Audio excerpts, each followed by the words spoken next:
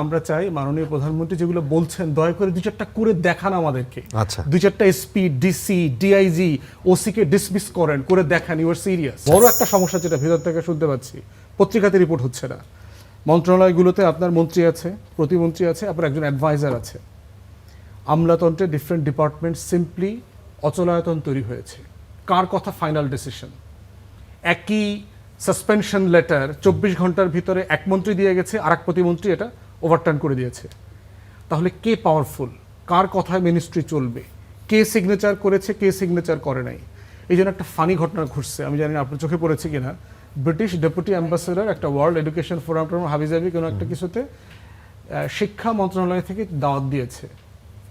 সেখানে মন্ত্রী, মাননীয় প্রতিমন্ত্রী এবং অ্যাডভাইজার রিলেটেড তিনজন গেছেন একজন ডেপুটি হাই কমিশনারের সাথে মিটিংয়ে। বোঝার চেষ্টা করতেছিলাম মানে এটার সিগনিফিকেন্সটা কোথায়। তো আমি চিন্তা করতে করতে যে রেশনালাইজ করলাম যে হাই কমিশন এত বড় একটা ফোরামে তাকে দাওয়াত দেবে যে পলিসি কনসিস্টেন্সির ব্যাপারে সে একমত হইতে চায়, যে বাংলাদেশের এই বিষয়ে পলিসি কনসিস্টেন্সিটা কোথায়।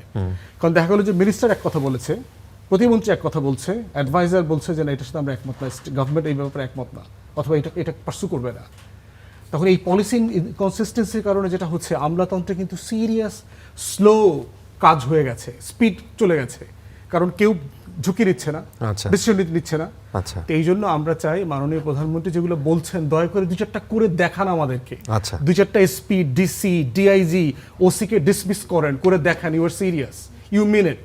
আপনি যেটা বলছেন এটা আপনি মিন করেন, আমরা সেটা আশ্বস্ত হইতে চাই। কিন্তু কাজে কর্মে তো দেখতে পাচ্ছি না। কেন কাজে কর্মে? গত সপ্তাহেও তো পুলিশের শীর্ষস্থানে কয়েকজনকে তারা বাধ্যতামূলক অবসরে পাঠিয়েছে। আওয়ামী লীগের দোসর অলরেডি সবাই ওএসডি ছিল, যাদের নামটা আসছে বহুদিন থেকে, তারা কেয়ারটেকারের সময় থেকে তারা ওএসডি হয়ে আছে সবাই।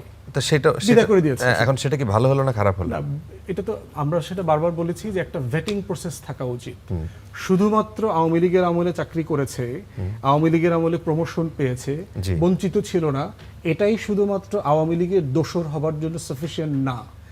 এখনো রিসেন্ট প্রমোশন পেয়েছে এরকম লোক তো আছে, আওয়ামী লীগের আমলে রেগুলার কাজ করেছে, প্রমোশন পেয়েছে, ব্যাপক লেনদেন হয়েছে, হাইলি করাপ্ট অফিসার হিসেবে পরিচিত পুলিশের ভিতরে, তারাও তো প্রমোশন পেয়েছে। আচ্ছা।